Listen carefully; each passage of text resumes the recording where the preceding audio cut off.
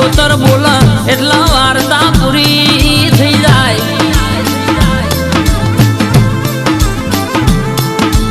ઓ માં દુનિયાના ડોક્ટર છૂટી પડ્યા હોય, મશીનો છૂટી પડ્યા હોય, અરે ગેસ કે પોણીના પેઠ રૂપિયો વાપરી લીધો હોય તો એ ફરક ના પડ્યો હોય.